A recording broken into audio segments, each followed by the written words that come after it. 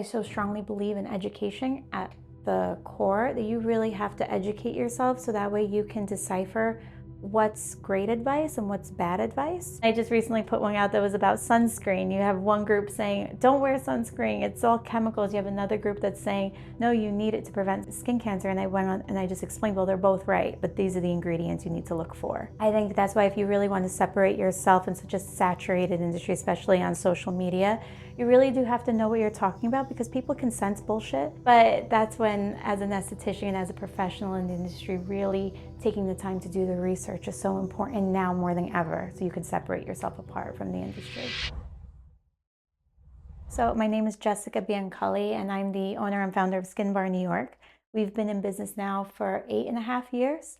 So what we do is really a full service medical spa, but we kind of angle it more towards a holistic and wellness approach. So that's a really unique take on it because I think that sometimes the medical field and the wellness field, while I think that they were originally together for the longest time, they kind Mhm. of, as the years went on, started to split. So can you elaborate on what that means, the wellness approach? So when I first started, 8 years ago, everything was more medical spa, more clinical. I mean, even our whole brand, and we've redesigned our brand since, but our whole brand was more from a clinical standpoint. Now, like you said, over the years, it's kind of where that medical side and that holistic and wellness side, almost like the woo-woo part, has definitely fallen more into the aesthetics world, especially.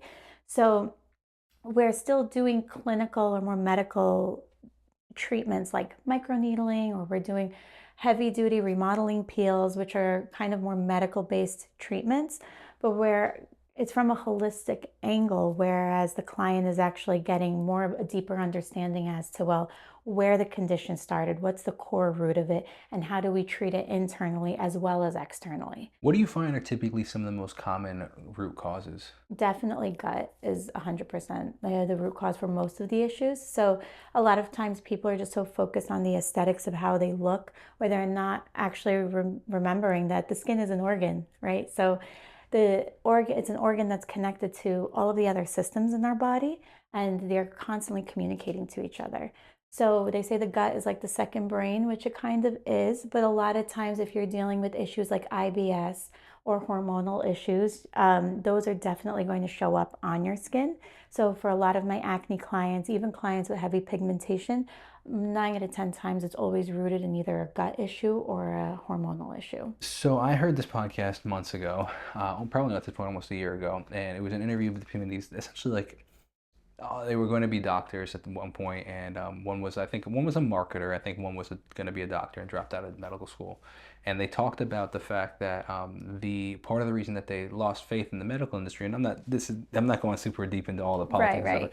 but part of the reason that they particularly lost faith in the medical industry um, was the fact that let me rephrase that. One of the faults they found with the medical industry was that it had become so segmented, and that everything, or specialized was the word. Everybody had a specialty, and you'd go to the nose specialist and the ear specialist and the eye specialist, right? And the problem with that is everybody wants to find the problem within their different Field, specialty, their right. field, right? If there's an ear problem, the ear doctor is just going to fix the ear, but for all we know, that ear is well, we do know that the ear is connected to so many other parts of your body, Hmm. um, and you're not potentially fixing the root of the problem. You're just putting a band-aid over the symptom. Right. So it's been interesting to see this move.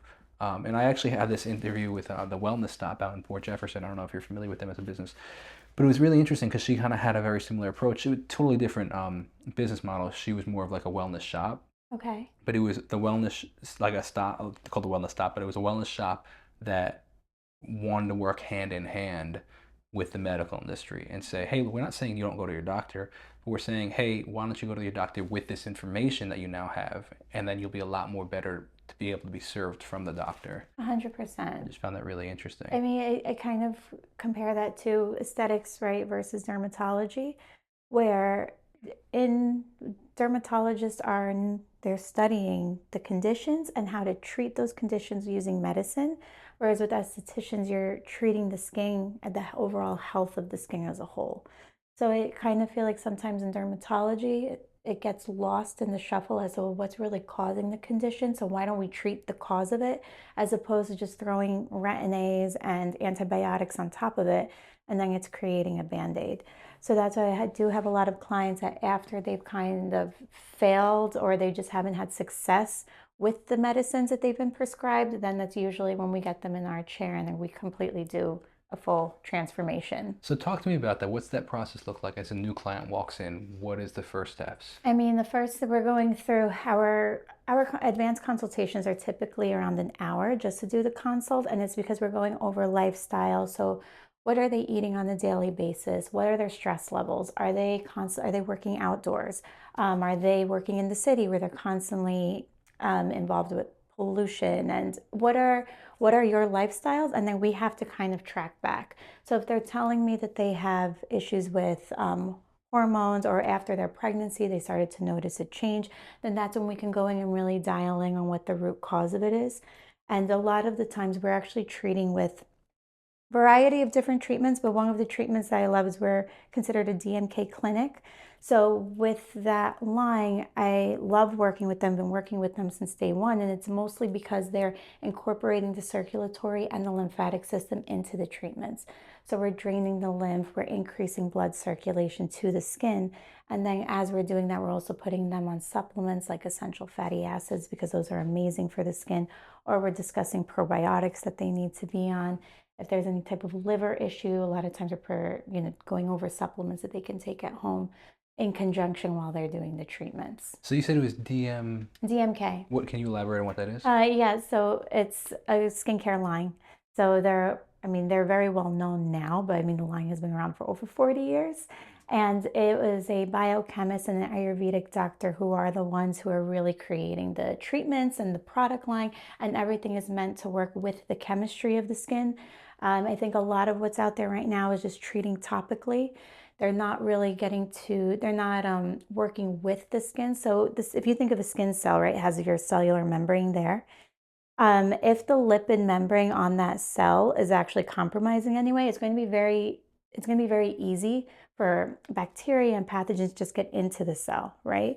But now if we're working on repairing the cellular membrane of the skin by taking essential fatty acid supplements, watching more of what it is that we're eating more non-inflammatory foods, then you're going to get an overall better result because now the cell membrane is intact.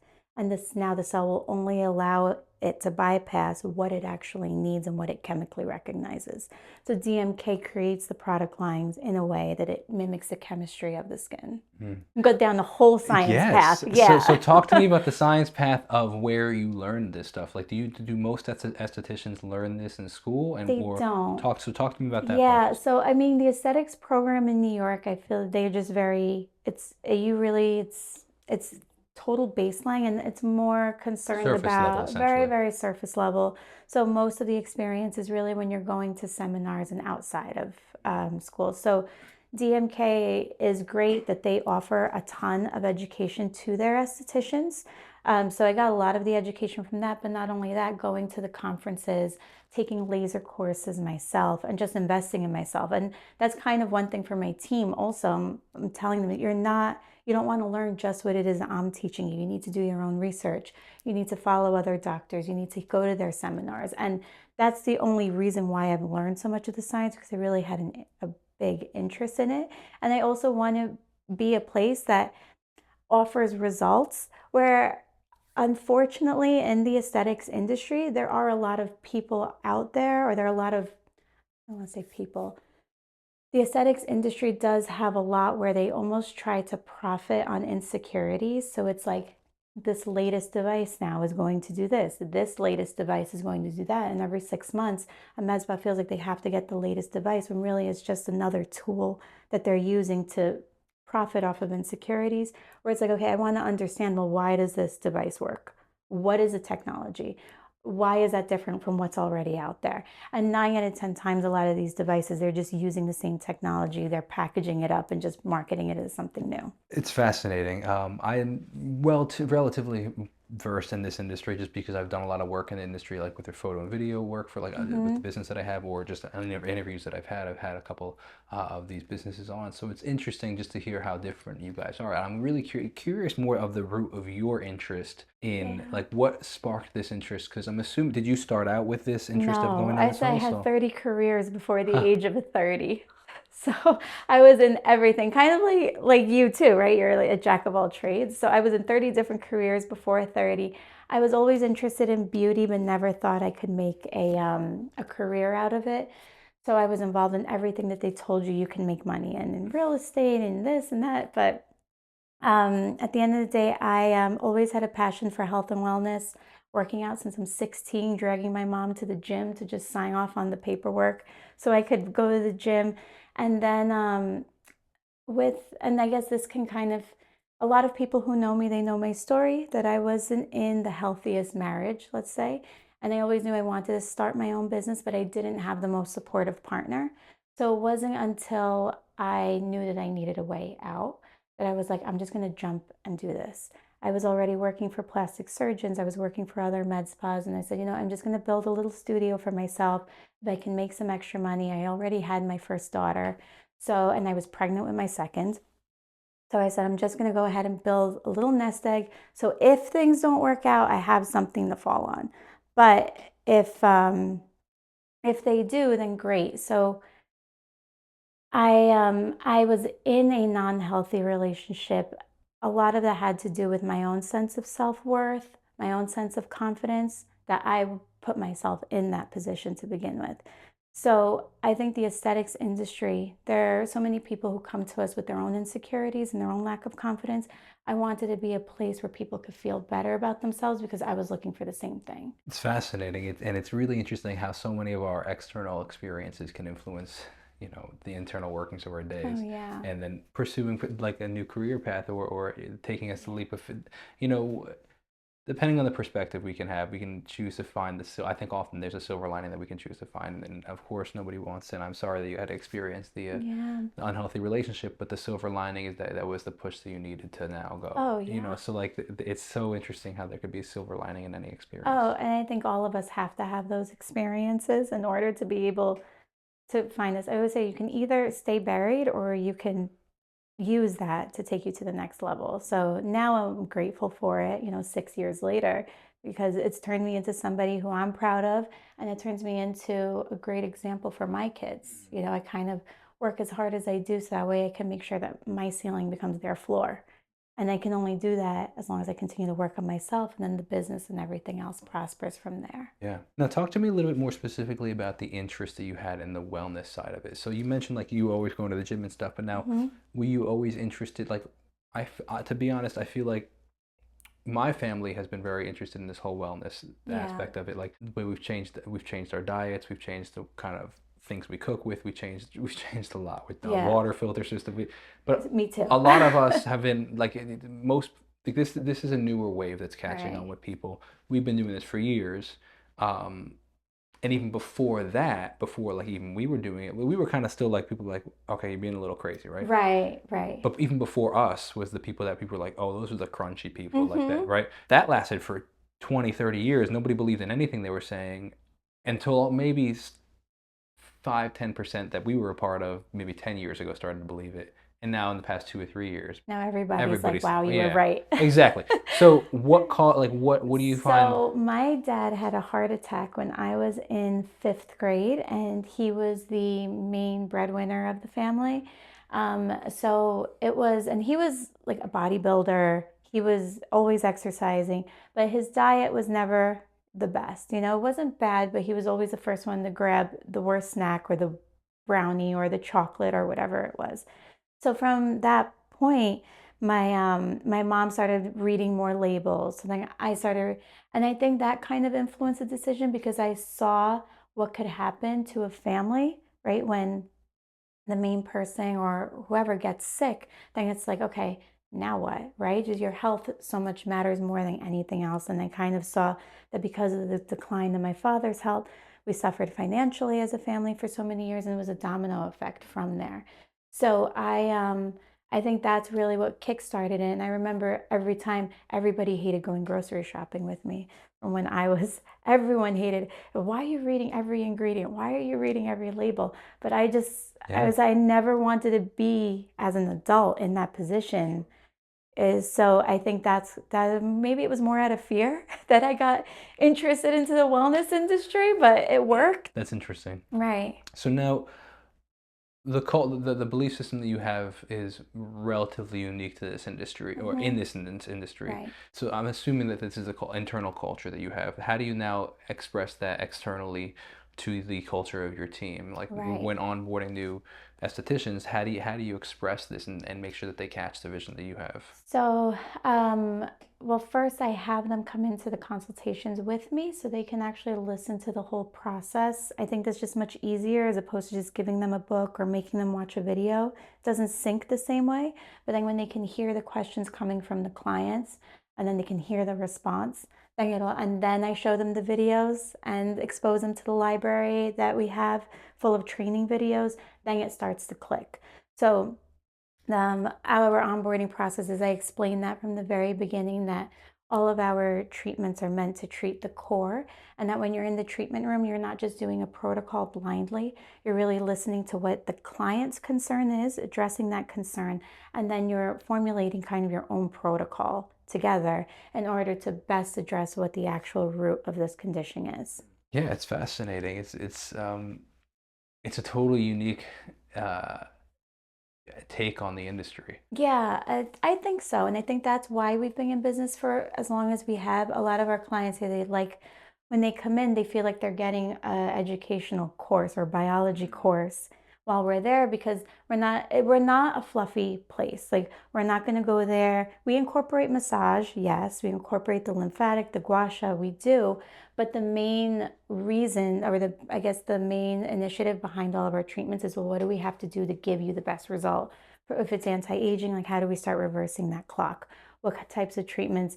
And we're really working from treating the core of the condition and the person as a whole.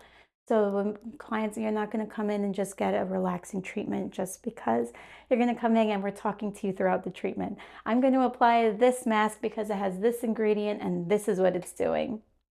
Or I'm going to do this peel because it has this type of alpha hydroxy acid and this is what I'm trying to address. And they understand why we're using what we're using on their skin. It almost sounds reminiscent of anything that's worthwhile takes a bit of work, and it almost sounds like it's like kind of going to the gym. Not maybe Yes. necessarily as like how intensive, but it's not like, oh, I'm just gonna go sit back. It's not like going to, this is not a take on yoga, but Yeah. yoga compared to the gym is a different experience. Yoga is definitely very hard. I've done it before and been Right. like, wow, this is very difficult. But it's very But different it's than different than weightlifting. weightlifting, right? Mm-hmm. And I think that so many people expect, going into these places, oh, I'm just gonna get a facial. It's gonna be relaxing. But Right. and I'm not saying yours isn't relaxing, but I'm saying it's more of like it almost sounds like there's a purpose behind it, and Yeah. that purpose is to fix the problem. Fix the problem. And we try to make it as relaxing as possible, but our clients aren't really coming to us for that. I always say my clients are like bougie gangsters. And we even have on our playlist, we have like classical music of Dr. Dre and Eminem playing in the background because it's not really, we're not trying to provide the spa experience. We're more trying to provide a fun, uplifting, but educational approach to helping them feel better about themselves. Can you familiarize me a little bit with the back end financial end of it? Is there Mhm. insurance involved, or is it Of all out of course. pocket? I don't understand how that industry works. So Yeah, so we have our insurance is you definitely need insurance. You need to have your correct licenses and I assume that was probably less because I'm more so taking like, do you take insurance or is it oh all out of no, pocket? How it's does that all work? out of pocket. Okay. Yeah, the only thing some FSA and HSA like health spending or flex spending plans, we do have because we're a medical spa and we have a medical director, there are certain FSA and HSA plans that will accept payment, but other than that, everything's out of pocket. Those are totally underutilized. It's Yeah. myself Yeah. included. Yeah. I've known about it for 15 years, and have I done it? No. No, But it is right. such a great idea. Yeah, it is. Yeah. What do you see next in the industry for like particularly in your industry, and how do you find that you're going to capitalize on that? So I really do feel like with my industry, at least those who are going to stand out more are going to be the ones who can even bring on naturopathic doctors and combine it with the aesthetics field. Like I wish I would have gone to school for that just to understand more about how you can really eat your skincare and to have a naturopathic approach to it. I really think that those are going to be the places that are going to succeed. That's fascinating. When you say eat your skincare, are you talking more supplemental or actually in like the Actually, in diet? foods, yeah. So in foods, so Even for myself. So I was diagnosed with lupus about 2 years ago, and I've chosen so far to treat it holistically. And so I work with a naturopathic doctor. And just from even changing my certain lifestyle habits, like following a more anti-inflammatory diet, I've seen a major improvement in my skin and even just my energy levels. So I really believe that when you're eating more berries, right? Blueberries are amazing for the skin. Green tea, chia, with those essential fatty acids. Those are all things that once you incorporate them into your diet, you really can start to see the benefits because of the antioxidant protection. You're getting the fiber, and then you're also getting that those essential fatty acids. Yeah, I mean, you're speaking my language. I relate and understand to all this stuff, and it's so interesting how um, we've totally Overlook overlooked it. this stuff for so long. Yeah, I mean, and with aging, right? A lot of that's a process known as glycation. So glycation is when glucose starts to grab onto collagen fibers, starts to create that wrinkling, that textured look. That, and as we age, right, that glycation process starts to become more and more obvious. So how do we prevent that from happening? It's really coming down to your diet. Um, I can tell if someone's diabetic just from seeing the wrinkles. And so it's really coming down to eating those anti-inflammatory foods because inflammation in the body is always going to increase the rate of glycation in your skin. And what can you name some of these? So anti-inflammatory, it's like cutting out all the good stuff, cutting out gluten, sugar, dairy. Those are always the top three culprits. And with my clients, I'm always like, don't cut out all three off the bat. You're not going to be able to do it. Just do one thing per week. Eczema, psoriasis, a lot of those skin conditions are actually rooted in the gut. And so cutting some of those foods out, if you have a gluten sensitivity you may not know about, dairy, once you can eliminate those, and just increase your diet with vegetables and just having more antioxidant foods, that's when you really start to see the improvement. I'm curious your opinion on. So you mentioned gluten, dairy, and what was and Sugar, sugar. alcohol too, Yeah, well, I mean that's a yeah, sugar right. essentially. Yeah, I'm curious your opinion on like the if you find that that stuff has always been like inflammatory, or if it's more so been like the overprocessing of that industry. To be honest, I'm still trying to figure that out. I think the I went to Europe last summer. I was eating all the gluten and all the dairy, and I didn't have a flare up. The second that I came back, forget it. I have like the rashes were popping out, all of that. So I think it definitely has to do with the over processing here, Yeah. in my experience. But Yeah, I'm not well, a that's doctor, I was so curious because I guess maybe there was a little bit of leading in that question because in my mhm, experience, I've experienced very similar. I think I have a gluten sensitivity.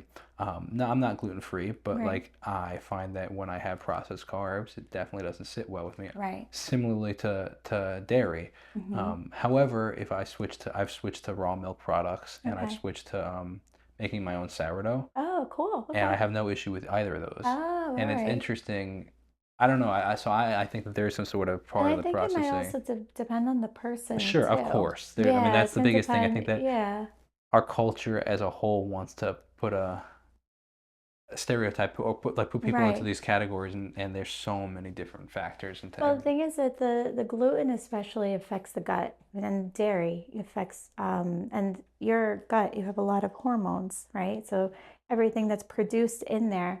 So those hormones, and then when you're eating these inflammatory foods, they're messing with the gut, which is then essentially going to mess with the skin. So I usually try to get my clients to get onto some type of anti-inflammatory diet as much as they can, as much as what's possible for them in their lifestyle. So let's pivot a little to the food aspect of it. 'Cause I'm Okay. curious your opinion. For people that have, but like for example, go out often. Mm-hmm. Typically, the restaurant industry is notorious for It's not hard. being the healthiest. Yeah. Even if you're trying to eat healthy, the way that they process a lot of these foods just ends up not being healthy. You think that you're ordering something, and then you find out that it's been all these things been doctored into it, right? Right. If you for somebody that like does affect, right, Mm-hmm. what your diet does affect, what are you doing when you go out? I mean, I think I follow an 80-20 rule. So 80% of the time, I'm pretty much anti-inflammatory. During the week, I'm bringing my own meals to work. I'm trying not to eat out as often. And then when I'm at a restaurant or when I'm out on the weekends, there's really not much you control over it.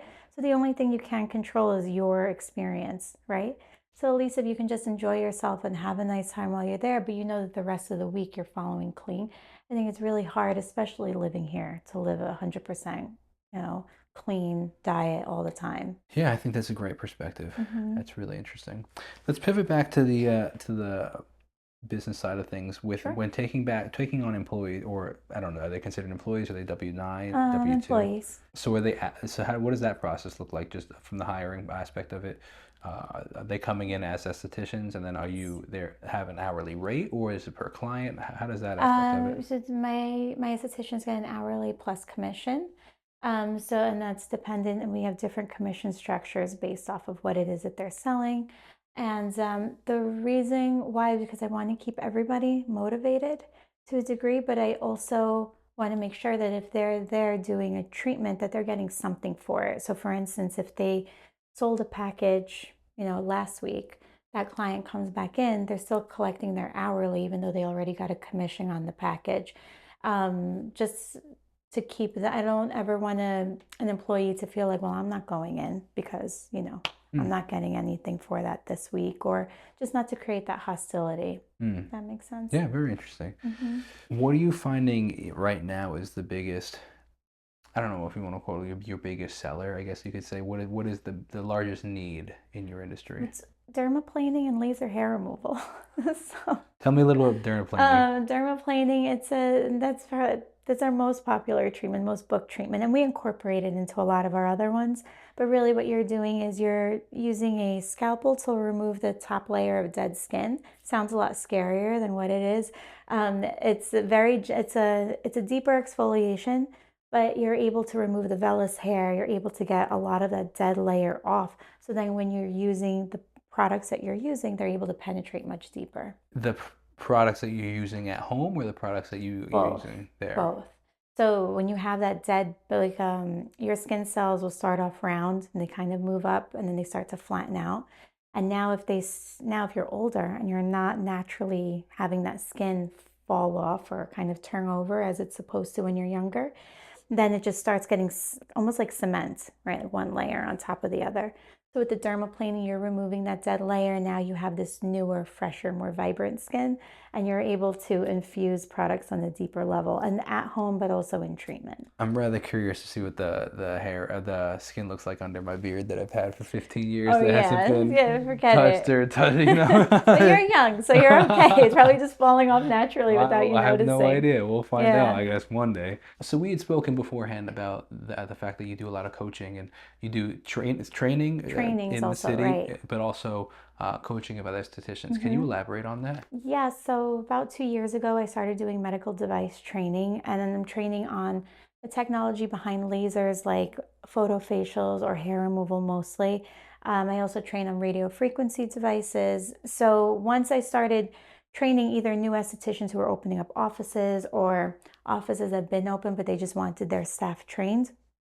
And a lot of them started coming to me and asking more about mentorship programs or if I could offer any type of training, especially since I made it through COVID, Mm. right? My business made it through COVID. I've been in business for about 8 years, which in this industry could be like a high turnover rate. So I said, you know what? I think I could. And Mm. I get business coaching done myself. So I started putting together a coaching program. So now I have a couple of clients where we schedule monthly calls, and I'm always available via text. And a lot of the coaching programs are based on there's so many great service providers out there, but there's never any education really offered on the business end. So, what does your marketing plan look like? Are you setting up automations? Are you doing your email, text message marketing, which surprisingly a lot of people aren't even doing? Um, so I don't go and set up those automations or anything for them. I have somebody who I outsource and I usually refer them to do that. But I just talk to them about putting the systems into place and okay, what's your goal? What are your expenses? And just actually teaching them how to stay organized when it comes to the business side of their aesthetics business. Yeah, it's very, very, very interesting. And as somebody that used to give lessons in the music industry, teaching keeps you on your toes, Mm-hmm. and you learn the most about your industry by Right. teaching it. And it's key, especially when people ask questions. You're like, I gotta think about that for a Yeah, I second. have You to look know? that up for Yeah, you. exactly. Right. I want to talk about the. I don't want to come off as judgmental or condescending. So the TikTokification of your Right. industry. There are a lot Mm-hmm. of people talking about aesthetics now online and giving up their opinions and products that they use. How have you seen, and you've been around longer than that's been around. So I'm Right. curious, you've seen that influx come in. How has that affected your industry and what's your opinion on that? That's why I so strongly believe in education at the core, that you really have to educate yourself so that way you can decipher what's great advice and what's bad advice, because honestly on there it's a lot of bad advice. But I just feel there aren't enough of the good estheticians putting out the educational content to set themselves apart from the rest, including myself. I need to be putting more content out there, That was my finding the follow-up question, I time guess, to after do you send it. that. Right. So even I just recently put one out that was about sunscreen. You have one group saying, don't wear sunscreen, it's all chemicals. You have another group that's saying, no, you need it to prevent skin cancer. And I went on and I just explained, well, they're both right, but these are the ingredients you need to look for. So I think that's why if you really want to separate yourself in such a saturated industry, especially on social media, you really do have to know what you're talking about, because people can sense bullshit and they know when you're just saying something just to say it because it sounds cool versus Or it sells a product. or just to sell a product, right? So there is a lot of bad stuff on TikTok that I'm like, why are you putting beef tallow on your face? but but that's when, as an esthetician, as a professional in the industry, really taking the time to do the research is so important now more than ever, so you can separate yourself apart from the industry. What's the concern with beef tallow? Because Uh, I have heard about that trend. So there's okay, right? Essential fatty acids are great for you. Beef tallow is high in saturated fats, and a lot of times the molecule size is just too big to actually penetrate the skin. So what it's doing is just sitting on top of the skin, and you're not allowing, it's not doing anything but putting just fat and grease on your face. Have you, I guess I'm also interested in like, you mentioned like estheticians putting out content out there, but Mm, like just the average 25-year-old lady that's sharing her nightly routine. right. Like, have you seen that affect your industry at all, or? Um, I mean, I have more clients coming in asking about what to use because they see so many different products out there. When it comes to over-the-counter products, as long as you're using a medical grade product, or pharmaceutical grade is really what you want to look for, because the testing is completely different for over-the-counter versus pharmaceutical. And that's what I always explain to them. So you can use over-the-counter products, but you're not going to get a result the same way you would for a pharmaceutical grade.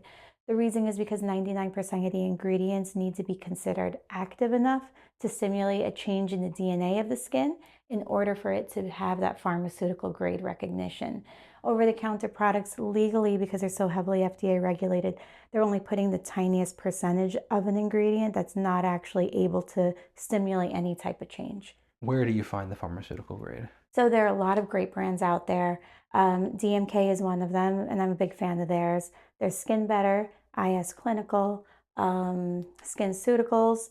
These are all medical grade, pharmaceutical grade And you can products. buy those over the counter, or where do you buy Most those? of the time, some of the ones like IS Clinical and SkinCeuticals, they kind of, because they've been around for so long, I feel like they got swept up with the Amazon craze, where people would buy them by the boatload and then sell them on Amazon. So they kind of, that got mixed into there a little bit, but for the most part, you can find them at any spa. Oh, okay. Yeah, any spa can carry So them. essentially, like a spa would buy wholesale and then. Yeah, usually some of those skincare lines, they require you to have a medical director on in order to be able to carry them. So Skin Better is one of those. You need to have a medical director to sign off on it in order for you to be able to open an account. So these products are actually better for you. It's not just they're expensive just for being expensive. No, yeah, and they're expensive because of the R&D behind it. Yeah, that makes sense. I guess I just never heard it put that way. Yeah, the only thing I recommend over the counter is probably a sunscreen, as long as it's zinc based, As opposed to. as opposed to chemical based, which is avobenzone, oxybenzone, ingredients like that. You just say you want to look for a zinc or titanium dioxide, and those you can find over the counter, and they're pretty safe. Last question I'll ask is, where do you see yourself as a business owner going? So I'm definitely interested more in the teaching route lately. So I see myself working either with a medical device company or with a skincare line where I can do trainings, but also teach. I would love going over marketing and creating new protocols and putting together new ways, new treatments that you can promote in your spa. So I definitely see myself more along the lines of teaching, whether it's in some type of school or maybe starting my own school. Or, I mean, right now, no, I've got 2 kids, so I don't have the time for it, but maybe down the road, definitely something more in the educational route. Yeah, it's very interesting. Speaking of the educational, this will actually be my last Hmm. question, is uh, now that you've been in business, I mean, you must have you had your hands on a lot of things for a while. You had 30 Yeah, careers before 30, right. right? But you've had your business for 8 years, eight and a half Hmm. years.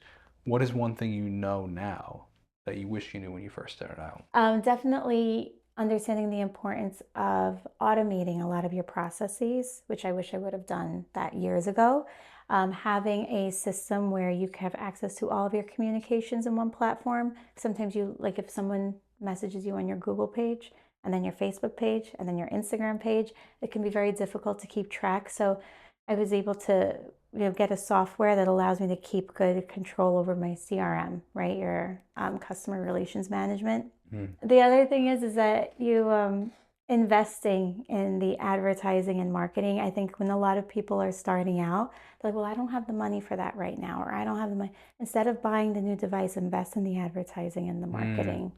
Get your client base going, and then that will take care of the devices and everything that you'd like to get down the line. That's really fascinating. I Yeah. think that a lot of business owners make that mistake, myself Mm-hmm. included at times, where I think that I need the shiny new thing that'll get me the Yeah. business, but in reality, getting the business can then pay for those shiny new things. Exactly. Yeah. And I made that mistake Yeah. where I was buying all of the devices, but it's like, wait, but you need the customers for those devices. Yeah, that's really fascinating. Mhm.